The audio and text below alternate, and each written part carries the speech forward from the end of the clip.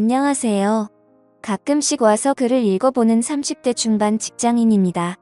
제가 진짜 고민 끝에 이렇게 글을 올립니다. 욕하시지 마시고 들어주세요. 저는 대학 졸업 후 취직한 직장에서 어느 정도 안정된 직급에 올라 자리를 잡았고, 지금의 아내는 대학 졸업 후 제가 근무하는 직장 부서의 신입사원으로 입사를 했습니다. 눈에 띄게 단아하고 예뻤던 아내는 첫 회식 자리에서 한눈에 저를 사로잡았습니다. 계속되는 업무 외로 간간히 마주치면서 직장 내에서 인기도 많고 배려심 많은 아내에게 호감을 갖게 되었고, 계속된 대시에 사내 커플로 발전하게 되었습니다. 연애를 시작하면서 저는 더욱더 아내와 결혼해야겠다는 생각이 커져갔습니다. 만나면 만날수록 아내의 청순한 외모와 착한 마음씨, 그리고 멋지고 당찬 모습에 반하였고 너무도 사랑했습니다. 그 뒤 지금은 결혼한 지 1년 정도 되었습니다.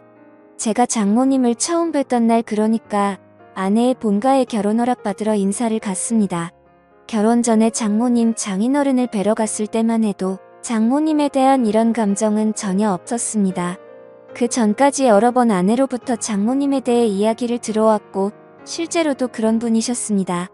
나이에 비해 훨씬 동안인 얼굴에 20대에 가까운 완벽한 몸매, 그리고 눈가엔 항상 눈웃음이 끊이질 않았습니다.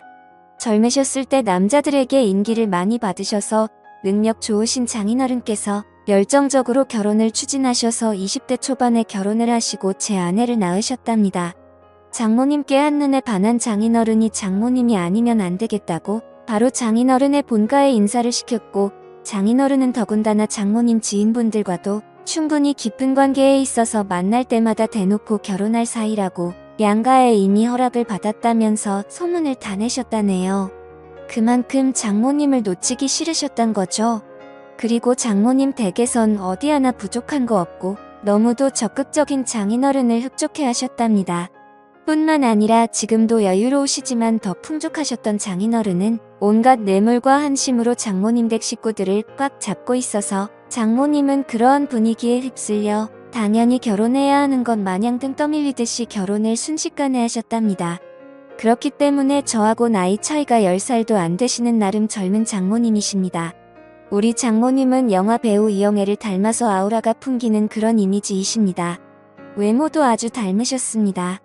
눈이 부실 정도로 새하얀 피부에 붉으스러운 입술, 곱고 가느다란 짙은 눈썹, 더 이상 설명 안 해도 장모님이 어떠신지 상상이 가시죠? 그런데 그런 장모님은 저의 아내가 참 많이 닮은 것 같습니다. 커다란 눈과 오똑한 콧날에 긴 목선까지 말이죠. 아무튼 저희는 순학리에 결혼을 하게 되었고, 아내는 직장에서 인정받는 유명한 직원이었기 때문인지 직장에 미련이 많이 남는다면서 결혼 후에도 직장 생활을 계속하고 싶어 했었습니다. 저는 아직 아이 계획이 없으니 원하면 그리하라고 응원을 해주었네요. 저희 계획을 알고 계시는 예기장인 장모님께서 식사나 같이 하자고 부르시다니, 평소에 딸을 너무나 이뻐하셨던 장모님께서는 사위인 내가 부담스럽지만 않다면 당분간만이라도 아내와 같이 지내는 게 어떻겠냐고 제안을 하셨습니다. 딸이 갑자기 시집을 훌쩍하게 된다니 왠지 모르게 가슴이 텅 빈 것 같으시다며 딸한테 살림도 좀 가르치고 싶고 사위인 저도 챙겨주고 싶다시면서요. 아내는 제 눈치를 살피는 것 같길래 저도 모르게 흔쾌히 그러자고 해버렸습니다. 그래서 이런저런 이유로 결혼 후 바로 처갓집에 들어가 살고 있습니다. 그런데 결혼하고 나서 처갓집에 같이 살면서 장모님을 볼 때마다 점점 장모님의 여성스러운 카리스마와 매력, 그리고 왜인지는 모르게 너무 미녀이셔서 그런지 보호 본능까지 일어나더군요. 한마디로 미치겠습니다. 몇 달 전에는 장모님께서 샤워를 하시고 머리를 말리지 않고 나오셔서 부엌에 물을 마시러 오셨는데 그때 저와 눈이 딱 마주치고 말았습니다. 전 정말 말로 표현할 수 없는 감정을 느꼈습니다. 온몸이 찌릿하다고 해야 할까요? 저도 모르게 그 순간 장모님이 여자로 느껴졌습니다. 이러면 안 되는 거 알면서도 그때 그 모습이 자꾸 떠오르더라고요. 장모님께서는 음식 솜씨도 보통이 아닙니다. 나름 까다롭다는 제 입맛을 그냥 사로잡아 버리십니다. 먹다 보면 맛있다는 감탄사가 저절로 나오게 됩니다. 그래서 밥도 공기를 기본으로 해치우면 장모님께서는 그런 제가 너무 이쁘시다며 무척 흐뭇해하시면서 먹고 싶은 게 있으면 언제든 말하라고 하십니다. 아침 식사를 거르기가 일쑤였던 저였는데 결혼 후인 지금은 결혼 전보다 일찍 일어나 말끔한 얼굴로 장모님이 차려주시는 밥을 챙겨 먹고 출근을 하고 저녁에는 친구들과의 술자리도 한두 개씩 빼가면서 신혼이라 일찍 들어가야 한다며 장모님과 저녁 식탁에 함께 앉기 위해 칼퇴근을 서둘렀습니다. 앞치마를 두른 장모님의 모습은 저의 심장을 너무나 뜨게 했기 때문입니다. 그러던 지난주 금요일 어느 때처럼 칼퇴근을 하고 집으로 돌아갔는데 장인어른과 제 아내는 약속이 있다고 하여 저는 장모님과 단둘이 식사를 하게 되었습니다. 장모님께서는 이미 제 퇴근 시간에 맞춰 저녁 준비를 다 끝내셨는지 이미 식탁에 반찬이 한가득 자리를 차지하고 있더군요. 마지막으로 장모님께서 찌개를 데우시는데 장모님 손가락에서 피가 나는 것 같더라고요. 저는 깜짝 놀라서 장모님의 손을 잡으며 장모님 다치셨냐고 언제 어디서 다치셨냐고 물어보았더니 아까 설거지를 하다가 그릇에 익어 나간 걸 발견하지 못하여 베었다고 하시더군요. 순간 저는 벌떡 일어나서 집을 나가 근처 약국으로 달려가서 상처에 바르는 연고와 데일밴드를 사서 들어왔습니다. 장모님께서는 밥 먹다 말고 어디 다녀오냐고 놀라 물으셨고 저는 그런 장모님을 의자에 앉힌 뒤 장모님 상처부터 치료하고 식사해요. 덧나면 큰일 나요 하고 장모님의 손을 치료해드렸습니다. 데일밴드까지 붙이고 난 후 장모님과 다시 저녁을 먹는데 비록 찌개는 차갑게 식었지만 제 가슴은 따뜻했습니다. 아니 뜨거웠습니다. 다시 한번 그 손을 잡을 수 있다면 하는 생각이 들던 그때부터일까요? 저는 장인어른과 장모님이 함께 대화를 나누시는 모습을 보면 장인어른이 너무 부러웠습니다. 식사 후 산보를 즐기시는 장모님께서 식사 후 같이 산보를 권하셔서 같이 나간 적이 많습니다. 그러면 장모님은 장인어른과 팔짱을 자주 끼시고 손도 꼭 잡으십니다. 물론 얼굴에 땀도 닦아주시더군요. 그런 장인어른을 보고 있으면 제가 장모님 옆에 있었으면 하고 말도 안 되는 상상을 합니다. 길 가다가 맛있는 게 보이면 아내보다 장모님이 먼저 생각납니다. 그래서 들어오는 길에 장모님이 좋아하시는 과일도 사들고 들어오게 되고 그럼 또 장모님께서는 솜씨 좋게 과일을 까가주시며 우리 사위가 최고라고 칭찬을 해주십니다.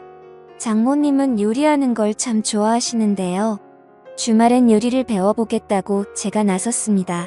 장모님께서는 나한테 배울 게 뭐 있느냐면서도 간단하게 편하게 먹을 수 있는 요리며 술 안주 등을 몇 가지 가르쳐 주셨습니다. 옆에서 요리도 하고 설거지도 같이 하면서 신혼부부 같다는 느낌이 드는데 그저 그 순간이 잘못됐다는 생각보다도 그저 행복했습니다.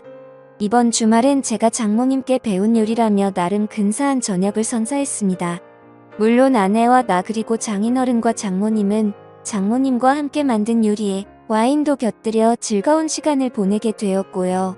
와인 두 잔에 장모님 얼굴이 발그레 달아오르시는데 장인어른께선 그런 장모님을 아직도 많이 사랑스러워 하시는 것 같았습니다.